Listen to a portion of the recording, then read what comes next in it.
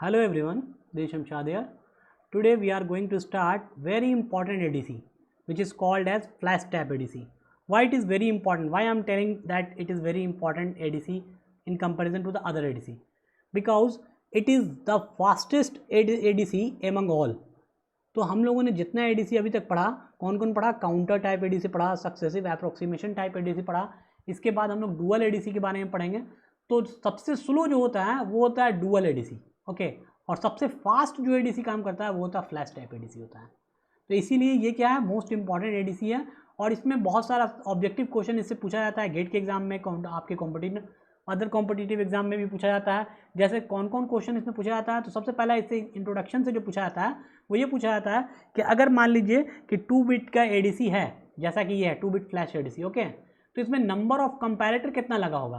तो number of comparator मतलब ये ओपैम्प कितना लगा हुआ है, तो 1 2 3, यानी 2 बिट का है तो 3 लगा हुआ है. इसके बाद हम लोग देखेंगे 3 बिट का है तो देखिए कितना लगा हुआ है, 1 2 3 4 5 6 7. तो 3 बिट का है तो 7 लगा हुआ है. तो n बिट का होगा तो कितना लगा रहेगा? वहाँ सवाल होता है n बिट अगर ओपैम्प है तो कितना कंपैरेटर उसमें लगा हुआ होगा, लॉजिकल कंपैरेटर जो है वो कितना लगा होगा? तो वो लगा होगा 2 to the power n minus 1. तो पहला ये ऑब्जेक्टिव में क्वेश्चन आता है, how many comparators will be there in flash type ADC if it is n bit ADC, okay. if it is n bit flash type ADC then how many comparator is there? तो कितना होगा? 2 to the power n minus 1. तो अगर देखिए n बराबर अगर 2 रखिए हो तो यहाँ कितना हो जाएगा? 2 to the power 2 minus 1 that is 3. 3 comparator यहाँ 3 लगा हुआ है. कौन कौन? 1 2 3 है. ठीक उसी तरह से 3 बिट आ गया हम लोग देखें तो वहाँ कितना हो जाएगा? 2 to the power 3 minus 1 that is 8. 8 होगा 7. 2 to the power 3 is 8 minus 1 means 7. तो टोटल कितना है? देखिए तो यहाँ 7 लगा हुआ है, इसमें भी 7 इसमें भी 7, दोनों सेम ही है. मैंने थोड़ा सा क्लैरिटी के लिए इसको दिखा दिया है और बाद में ब्लॉक डायग्राम बेसिस पे इसको दिखा दिया है, ओके. तो हम लोग इस पर भी आएंगे. पहले 2 बिट की बात कर लें. तो पहला सवाल ये हो गया जो बेसिक पूछा जाता है कि कितना कंपैरेटर लगा होगा अगर ये n बिट फ्लैश एडीसी है तो, या फिर पूछ सकता है कि 4 बिट फ्लैश एडीसी है तो कितना लगा होगा? तो 2 to the power 4 minus 1 यानी 15, ओके. पहला ही हो गया. उसके बाद होता है कि नंबर ऑफ रजिस्टर कितना लगा होगा अगर वो 3 बिट फ्लैश टाइप एडीसी है तो नंबर ऑफ रजिस्टर होता है 2 to the power n लगा होता है. याद रखिएगा कि नंबर ऑफ रजिस्टर कितना लगा होता है? 2 to the power n, जबकि नंबर ऑफ कंपैरेटर कितना होता है? 2 to the power n minus 1. यानी जितना रजिस्टर होगा उससे एक कम होगा, कंपैरेटर उससे एक कम होगा, रजिस्टर एक ज़्यादा होगा. तो यहाँ देखिए नंबर ऑफ रजिस्टर कितना लगा हुआ? 4 लगा हुआ है, 1 2 3 4. ये कितना बिट है? 2 बिट है. तो number of register 2 to the power 4 मतलब 4 लगा होगा, जबकि कंपैरेटर कितना लगा? इससे एक कम यानी 3 लगा होगा, ओके. तो ये ध्यान रखिएगा, रजिस्टर जितना होता है उससे कंपैरेटर एक कम लगा होता है. तो ये सवाल आपको बहुत ज़्यादा कॉमनली पूछा गया है गेट में. खुद मतलब मैंने जितने भी क्वेश्चन पेपर प्रीवियस ईयर के देखे हैं मैंने, उसमें 2 या 3 बार मुझे ये क्वेश्चन दिखा है कि कंपैरेटर मतलब फ्लैश टाइप एडीसी है, उसमें नंबर ऑफ कंपैरेटर कितना लगा होगा और कितना नंबर ऑफ रजिस्टर लगा हुआ होगा. तो ये बहुत बेसिक सवाल था. आगे चलते हैं हम लोग. तो फ्लैश टाइप एडीसी में क्या क्या चीज़ इंपॉर्टेंट चीज़ लगा होता है? तो सबसे पहला होता है आपका कंपैरेटर जो मैंने बताया. दूसरा क्या होता है? Priority encoder. ये क्या इनकोड करता है? जो यहाँ पे आउटपुट आएगा, यानी आपके कंपैरेटर का जो आउटपुट आएगा उसके करस्पॉन्डिंग ये क्या करेगा? 2 बिट में उसको इनकोड कर देगा. सपोज यहाँ पे आपका आउटपुट आया, कितना आउटपुट आया? 0 0 0, तीनों 0 0 0 हो गया. तो ये इनकोड करके आउटपुट क्या देगा? 0 0. इसको 2 बिट में इनकोड करना. आउटपुट क्या होना चाहिए? 2 बिट. इसीलिए इसका नाम है 2 बिट फ्लैश एडीसी. यानी आउटपुट कितना होना चाहिए? 2 होना चाहिए. तो 0 0 दे देगा. अगर मान लीजिए आ गया 1 0 0, तो इसके करस्पॉन्डिंग क्या हो जाएगा? ये वाला सबसे हाईएस्ट है, यानी कि आप कंपैरेटर बात करेंगे तो C3 C2 C1. तो ये क्या हो जाएगा? पहले 0 0 0 रहेगा तो मतलब 0 0 0 देगा आउटपुट. फिर रहेगा 0 0 1, तो ये आउटपुट क्या देगा? 0 1. यानी इनकोड किस में करेगा? 2 बिट में 0 1. फिर हो जाएगा 0 1 1, तो ये किस में इनकोड करेगा? ये इनकोड करेगा 1 0 में, ओके. करस्पॉन्डिंगली अगर हो जाएगा 1 1 1, ये किस में इनकोड करेगा? 1 1 में, ठीक है. तो इस तरह से 2 बिट में इनकोडिंग होगा करस्पॉन्डिंगली. यानी देखेंगे कंपैरेटर का आउटपुट क्या है, किस कंपैरेटर का आउटपुट क्या है, उसके अकॉर्डिंग 2 बिट में इनकोड होगा इनकोडर के थ्रू, ठीक है. तो सिंपल ये वर्किंग आपको इसका समझा दें तो कैसे कंपैरिजन होगा, कैसे आपका एनालॉग इनपुट डिजिटल आउटपुट में कन्वर्ट होगा. देखिए यहाँ पे आपका क्या होगा? एनालॉग इनपुट अप्लाई होगा, जिसको हम मान लेते हैं कि इनपुट वोल्टेज यानी VI. VI यहाँ पे अप्लाई होगा. VI कहाँ कहाँ जाएगा? यहाँ भी आएगा, यहाँ भी आएगा और यहाँ भी आएगा आएगा, और तीनों किस इनपुट पे अप्लाई होगा, नॉन इन्वर्टिंग पे। हमेशा इनपुट वोल्टेज चाहे कोई सा भी एडीसी हो, फ्लैश हो, डुअल स्लोप हो, आपका एसआईआर हो, काउंटर टाइप हो, चारों में आपको जो इनपुट अप्लाई होता है वो कहाँ अप्लाई होता है, नॉन इन्वर्टिंग टर्मिनल पे। जबकि आपका रेफरेंस वोल्टेज जो होता है वो कहाँ अप्लाई होता है, हमेशा किस पे, इन्वर्टिंग टर्मिनल पे। तो आपका रेफरेंस वोल्टेज तो फिक्स है यहाँ पे, रेफरेंस वोल्टेज को हम मान लेते हैं वी, रेफरेंस वोल्टेज को मान लेते हैं वी, इनपुट वोल्टेज को मान लेते हैं वी आई। ओके, ये हम अजम्पशन कर ले रहे हैं कि इसको वी आई मान लिया, उसको वी मान लिया। तो बताइए कि यहाँ पे जो वोल्टेज ड्रॉप इस नोड पे होगा, इस नोड को मान लेते हैं फर्स्ट, इस नोड को मान लेते हैं N1, ओके, इसको मान लेते हैं N2, इसको मान लेते हैं N3। तो हमको वोल्टेज ड्रॉप निकालना है N1 का, फिर N2 का, फिर N3 का, कि N1 पे वोल्टेज ड्रॉप कितना होगा, N2 पे वोल्टेज ड्रॉप कितना होगा, N3 पे वोल्टेज ड्रॉप कितना होगा, ये हमको कैलकुलेट करना है। तो सिंपल सा इक्वेशन जानते हैं कि केसीएल में अगर करंट जितना फ्लो कर रहा है उसको रेजिस्टेंस से मल्टीप्लाई कर देंगे तो वो मिल जाएगा आपको वोल्टेज। तो पहले हम निकालेंगे कि इसमें करंट कितना फ्लो करेगा। तो वोल्टेज डिवीजन रूल ये कहता है कि अगर 4 रेजिस्टेंस लगा हुआ है तो चारों में क्या होगा, सीरीज में अगर है तो इक्वल होगा। सिंपली क्या है, एक वोल्टेज सोर्स लगा हुआ है और इसमें आपने क्या किया, 4 इक्वल रेजिस्टेंस को चारों को सीरीज में कनेक्ट कर दिया। ये भी आ रहा है, ये भी आ रहा है, ये भी आ रहा है, ये भी आ रहा है। मैं पूछूंगा यहाँ पे का वोल्टेज कितना होगा इस नोड का, तो V डिवाइड बाई कितना हो जाएगा, 4, V बाई 4 आएगा यहाँ पे। अगर मैं पूछूँ यहाँ से लेके यहाँ तक का वोल्टेज ड्रॉप कितना होगा यानी इसमें, तो ये हो जाएगा V डिवाइड बाई 2 हो जाएगा, आधा। अगर मैं यहाँ तक पूछूँ कि यहाँ से यहाँ तक कितना हो जाएगा, तो ये कितना हो जाएगा, V बाई 3 V बाई 4 हो जाएगा। और पूरा यहाँ तक पूछे कि पूरे चारों में मिलाए कितना होगा, तो चारों में मिला के टोटल V हो जाएगा। तो ये वोल्टेज ड्रॉप होता है कि जितना रेजिस्टेंस है उसके अकॉर्डिंग क्या होता है, मल्टीप्लाई होता जाता है उसका वेट। तो ठीक उसी तरह से अगर हम यहाँ पे पूछें कि वोल्टेज ड्रॉप पहला रेजिस्टेंस में कितना होगा, यानी यहाँ N1 पे वोल्टेज ड्रॉप कितना होगा, टोटल वोल्टेज V है, टोटल वोल्टेज कितना है, सप्लाई वोल्टेज इनटू जिस रेजिस्टेंस में निकालना होता है डिवाइड बाई टोटल रेजिस्टेंस। यही ना फार्मूला होता है वोल्टेज डिवीजन रूल, अगर आपने पढ़ा है तो सिंपल फार्मूला होता है सप्लाई वोल्टेज इनटू जिस रेजिस्टेंस में आपको वोल्टेज चाहिए डिवाइड बाई टोटल रेजिस्टेंस। तो हमको किस में चाहिए, सबसे लोअर इसमें चाहिए, तो ये R हो जाएगा into R divide by total मतलब 4R, R से R कट जाएगा तो कितना आ जाएगा, V बाई 4। तो यानी इस टर्मिनल पे जो वोल्टेज आएगा वो कितना हो जाएगा, V बाई 4 हो जाएगा। ठीक है, आगे बढ़े। N2 पे कितना होगा, तो N2 के लिए कौन सा, कहाँ तक का आएगा वोल्टेज ड्रॉप, इन दोनों में जो वोल्टेज ड्रॉप होगा उसका सम अप N2 पे आएगा। तो N2 में कितना रेजिस्टेंस है, R प्लस R, यानी 2R रेजिस्टेंस में जो ड्रॉप होगा उसके जो 2R रेजिस्टेंस के अंदर जो वोल्टेज ड्रॉप होगा वही N2 पे आएगा। तो इसका कितना हो जाएगा, इसको अगर वोल्टेज डिवीजन रूल लगाएंगे तो हो जाएगा R प्लस R मतलब 2R divide by total 4R, R से R कट जाएगा कितना हो जाएगा, ये V बाई 2 हो जाएगा। यानी N2 पे जो वोल्टेज ड्रॉप आएगा वो कितना हो जाएगा, V बाई 2 वोल्ट हो जाएगा। N3 भी उसी तरह से निकालिएगा तो कितना आ जाएगा, ये आ जाएगा 3V बाई 4 आ जाएगा। ठीक है, तो हम लोगों को करस्पॉन्डिंग आउटपुट मिल गया। तो हम इसको क्लियर करके लिख देते हैं कि क्या क्या आउटपुट आएगा हर नोड पे बारी बारी से। तो पहले नोड पे क्या आएगा, यहाँ पे आएगा V बाई 4, दूसरे पे क्या आएगा 2V बाई 4, तीसरे पे क्या आएगा 3V बाई 4, और चौथे पे तो पहले V रहेगा ही रहेगा। तो आपको बारी बारी से आपको इन्वर्टिंग का भी आपको वोल्टेज ड्रॉप मिल गया और नॉन इन्वर्टिंग का तो पहले से VI है। तो अब कंपैरिजन होगा, कंपैरेटर का काम क्या है, कंपैरिजन करना। तो कंपैरेटर क्या करेगा, कंपैरिजन करेगा। कैसे कंपैरिजन करेगा, देखिए इसको ध्यान से समझिएगा। 2 बिट अगर फ्लैश टाइप समझ गए तो बाकी आप आसानी से समझ जाएंगे, 3 बिट हो चाहे n बिट हो। ओके, तो देखिए अब कंपैरिजन कैसे होगा, VI इस इनपुट पे टर्मिनल पे क्या है आपका VI है और इस पे क्या है V बाई 4। तो अब ये कंडीशन आएगा कि अगर VI का वोल्टेज 0 से बड़ा और VI बाई 4 से छोटा हो, VI बाई 4 से छोटा, यानी अगर ये वाला वोल्टेज निगेटिव वोल्टेज से छोटा होगा तो आउटपुट क्या होगा आपका 0 होगा। मालूम है जब निगेटिव इन दोनों कंपैरिजन कीजिएगा आपका VI क्या है, VI बाई 4 से छोटा है, तो छोटा होगा तो रिजल्ट क्या आएगा, निगेटिव आएगा। निगेटिव मतलब क्या हो जाएगा, इसका आउटपुट 0। इसमें क्या होगा, इसमें भी क्या हो जाएगा, यहाँ पे देखेंगे तो यहाँ भी VI बाई 4 क्या है, पहले इनिशियली क्या होगा, VI जो होगा वो 0 से बड़ा होगा, VI 4 से छोटा होगा। उसके बाद क्या करेंगे, VI जो होगा बड़ा होगा तो किससे होगा, VI बाई 4 से बड़ा होगा और VI बाई 2 से छोटा होगा। फिर थर्ड केस क्या होगा कि VI 2 से यानी VI बाई 2 से बड़ा होगा और 3VI बाई 4 से बड़ा छोटा होगा।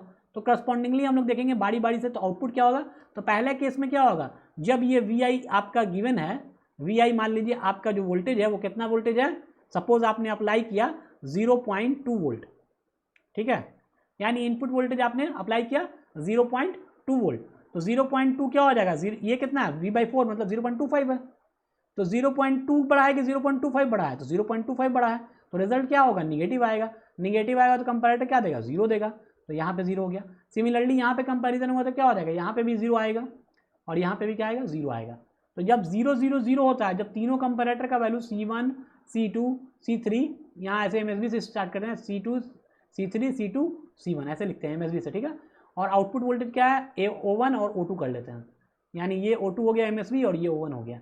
तो जब ये तीनों 0 0 0 देगा तो आउटपुट क्या हो जाएगा, 0 0 एनकोड हो जाएगा 0 0 में। अब फिर क्या हो जाएगा, मान लीजिए आपने वोल्टेज अप्लाई किया, वो है 0.4 वोल्ट है, सपोज आपने, या 0.45 वोल्ट आपने अप्लाई कर दिया। तो 0.45 वोल्ट अप्लाई करेंगे तो कंपैरेटर कंपैरिजन करेगा।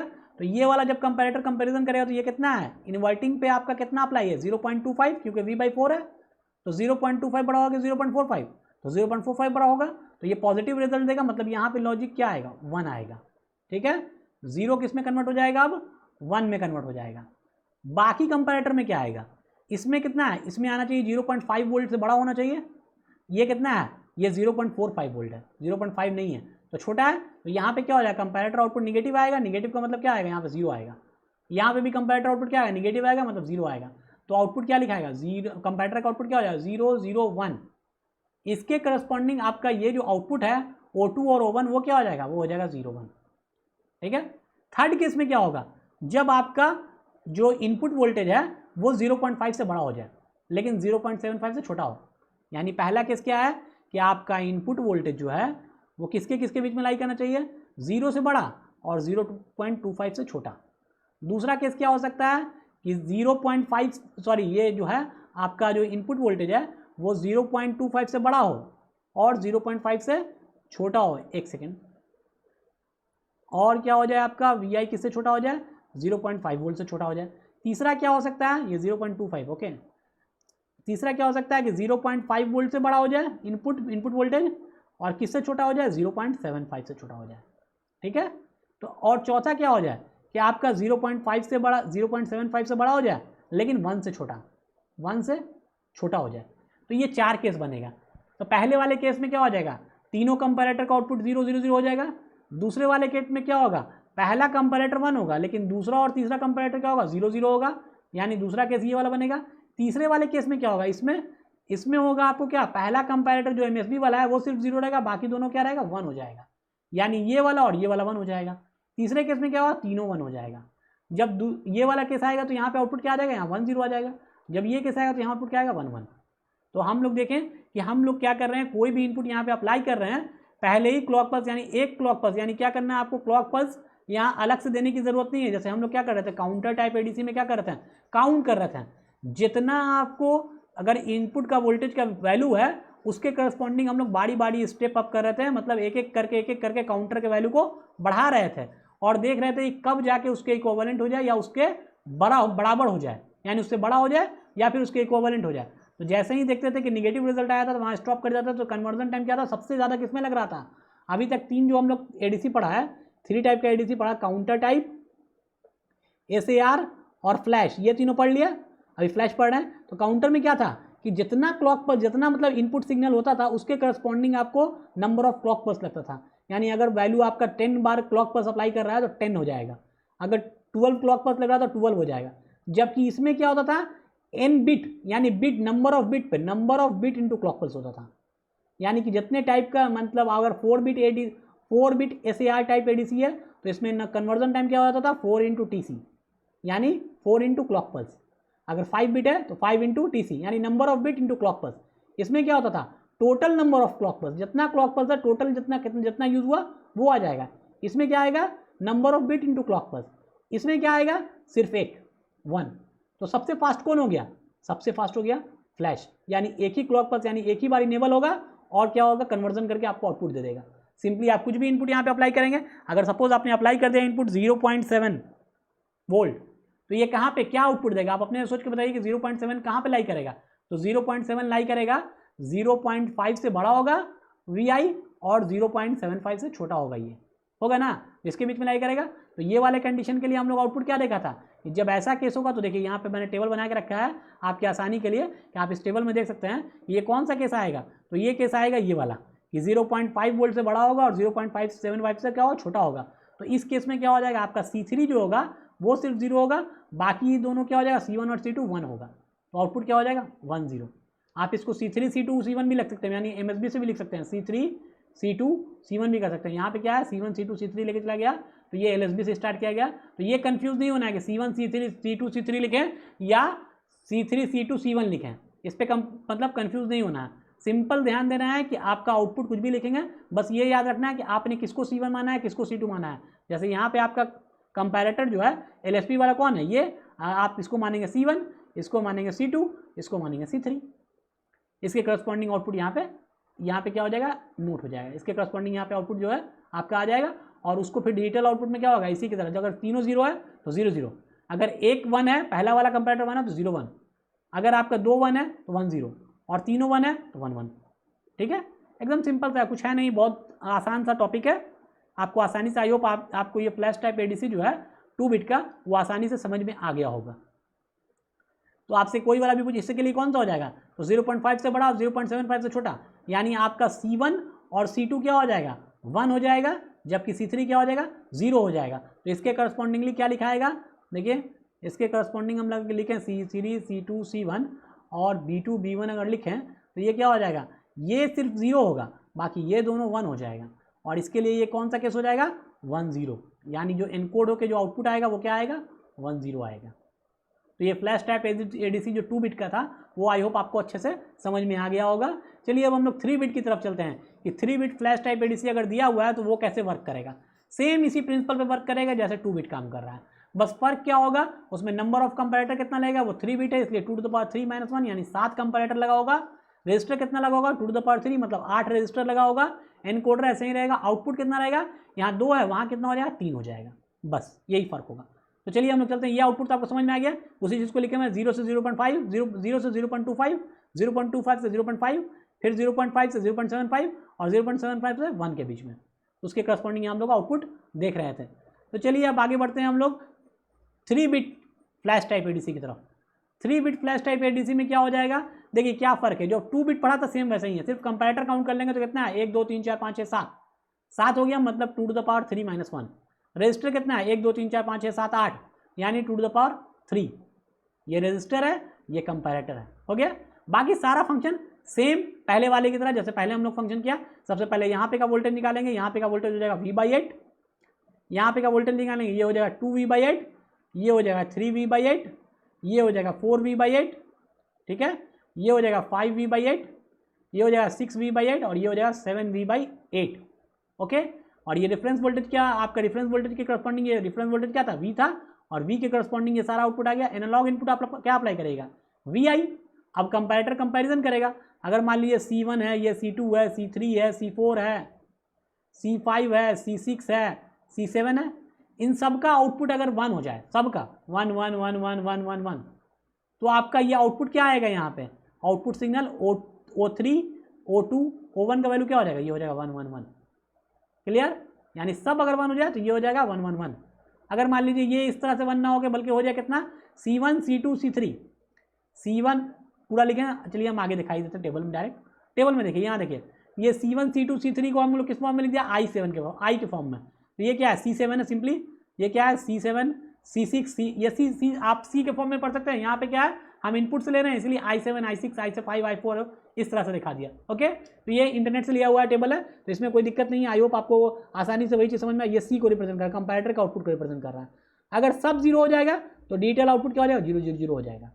अगर आपका पहला कंपैरेटर का आउटपुट सिर्फ पहला वाला अगर 1 हो जाएगा तो डिजिटल आउटपुट क्या हो जाएगा, 0 0 1 हो जाएगा। अगर दूसरा और पहला दोनों अगर 1 1 हो जाएगा तो डिजिटल आउटपुट क्या हो जाएगा, 0 1 0 हो जाएगा। सिमिलरली अगर तीनों 1 1 1 हो जाएगा तो क्या हो जाएगा, 0 1 1 हो जाएगा। तो ये आप आसानी से टेबल बना सकते हैं कि कंपैरेटर का आउटपुट यानी कौन सा आउटपुट हाई होगा तो क्या आउटपुट यहाँ पे डिजिटली कन्वर्ट होगा। तो आपको अब ये आसानी से बताया जा सकता है कि अगर मान लीजिए यहाँ पे हम अप्लाई कर रहे हैं कोई वोल्टेज, कितना वोल्टेज अप्लाई करें, चलिए आपको ये सिंपली अगर पूछा जाएगा सवाल कि 3 बिट आपके पास फ्लैश टाइप एडीसी है और आप उसमें इनपुट वोल्टेज कितना अप्लाई कर रहे हैं, इनपुट वोल्टेज अप्लाई कर रहे हैं 1 वोल्ट, ठीक है, इनपुट वोल्टेज कितना, नहीं इनपुट वोल्टेज 0.9 वोल्ट अप्लाई कर रहे हैं।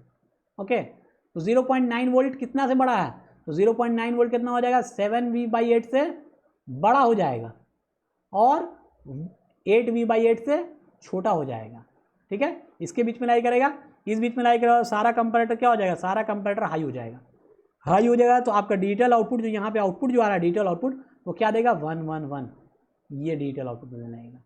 0.9 वोल्ट कितना 7V/8 से बड़ा हो जाएगा ना, देखिए तो करके कितना हो जाएगा 8 ही एक सेकेंड 8 से 70 है 8 ही 64 यानी 0.8 और 6 हो जाएगा। 6 का मतलब कितना 8 से 56 यानी 0.87 होगा इसका वैल्यू। इसका वैल्यू कितना होगा 0.87, जबकि VI कितना है 0.9 है यानी इससे बड़ा है, इसीलिए सारे का आउटपुट क्या होगा, सारा कंप्यूटर का आउटपुट क्या हो जाएगा 1 हो जाएगा। और 1 हो जाएगा तो उस केस में क्या आएगा डिजिटल आउटपुट 111 आएगा। यानी 0.9 वोल्ट को हम क्या करेंगे इसमें कंपैरिजन से कंपैरेटर जब इस कंपैरेटर में डालेंगे तो उसका इक्विवेलेंट कितना हो जाएगा डिजिटल आउटपुट 111 हो जाएगा। सिमिलरली अगर मान लीजिए आपने दिया 0.6 वोल्ट तो 0.6 वोल्ट को देखेंगे किससे छोटा किससे बड़ा है, तो 7V/8 6V/8 चलेंगे 6V/8 से, तो 6V/8 से ये बड़ा हो जाएगा और 7V/8 से क्या हो जाएगा ये छोटा हो जाएगा, 7V/8 से छोटा हो जाएगा। तो देखेंगे इसको कन्वर्ट करके 3/4 हो रहा है, 3/4 मतलब कितना 0.75 सॉरी इससे भी छोटा हो जाएगा, ये 0.75 दे रहा है तो ये हो जाएगा 5V/8 पे चलेंगे। इसको कंपेयर करेंगे देखेंगे कितना हो जाएगा 8 × 48, ये भी बड़ा हो जाएगा तो ये कितना हो जाएगा 4V/8 यानी 4V/8 तो हो जाएगा 0.5, हाँ इससे बड़ा हो जाएगा 4V/8 और ये कितना हो जाएगा 5V/8, इसके बीच में ये लाई करेगा 0.6 वोल्ट। तो इसके करस्पॉन्डिंग हम लोग देखेंगे टेबल में जाएंगे और देखेंगे कौन सा आउटपुट आएगा, तो ये वाला आएगा, देखिएगा करके तो ये वाला आएगा। सिमिलरली यानी पहला कंपैरेटर दूसरा कंपैरेटर तीसरा, देखेंगे कौन कौन आया हुआ, देखिए यहाँ पे सिंपल सा आपको कंपैरेटर बनाया हुआ है ना, तो आप देखेंगे कंपैरिजन करके किसके बीच में ये लाई किया, देखिए आपका रेंज क्या था, मतलब इनपुट वोल्टेज क्या था 0.6 वोल्ट था, ये किस रेंज के बीच में आया 4V/8 से 5V/8, तो 4V/8 कहाँ आएगा, ये तो हो जाएगा V/8 2V/8 3 4, ये आएगा 4V/8 यहाँ आएगा, 5V/8 यहाँ आएगा। तो यहाँ तक ये हाई हो जाएगा यानी ये भी हाई ये भी हाई ये भी हाई ये भी हाई, और बाकी ये सब क्या हो जाएगा लो हो जाएगा 1 1 1 1 और ये तीनों क्या हो जाएगा लो हो जाएगा। तो देखिए जब तीन आपका ये वाला जो है 1 1 1 1 यानी इसके रेंज में आएगा 1 1 1 1 C1 C2 C3 C4 1 1 1 हो जाएगा, जबकि C5 C6 C7 जो है 0 0 0 हो जाएगा। तो इसका डिजिटल आउटपुट क्या हो जाएगा 1 0 0। तो यहाँ पे आपको जो आउटपुट आएगा वो क्या आएगा डिजिटल आउटपुट 3 बिट का, वो आएगा 1 0 0, ठीक है। तो आई होप आपको ये फ्लैश एडीसी बहुत आसानी से और बहुत इजीली समझ में आ गया होगा कि कैसे ये कंपैरिजन करता है, कैसे एनालॉग इनपुट को डिजिटल आउटपुट में कन्वर्ट करता है with the shortest period of time, यानी कितना बहुत कम, यानी एक क्लॉक पल्स अप्लाई करते थे आप लोग और ये आउटपुट दे देता है। जबकि बाकी हम लोग देखा सक्सेसिव अप्रोक्सीमेशन में क्या देखा था, नंबर ऑफ बिट, जितना बिट का है अगर एडीसी है उतना बिट क्लॉक पल्स अप्लाई करना पड़ेगा। जबकि काउंटर टाइप में क्या देखा था कि जितना क्लॉक पल्स काउंट हो रहा है उतना बिटा उतना क्या हो जाएगा उतना क्लॉक पीरियड लगेगा, यानी जब तक क्लॉक पल्स इनेबल हो रहा है जितना बार क्लॉक पल्स काउंट हो रहा है उतना नंबर ऑफ क्लॉक पल्स रहेगा। ओके, तो ये यानी कि सबसे फास्टेस्ट कौन हो गया फ्लैश। इसके बाद हम लोगों को पढ़ना है डुअल स्लोप जो कि सबसे स्लोएस्ट है। तो डुअल स्लोप को हम लोग नेक्स्ट लेक्चर में देखेंगे। आई होप आपको ये अच्छे से समझ में आ गया हो। Thank you so much for watching this, we will meet in the next lecture.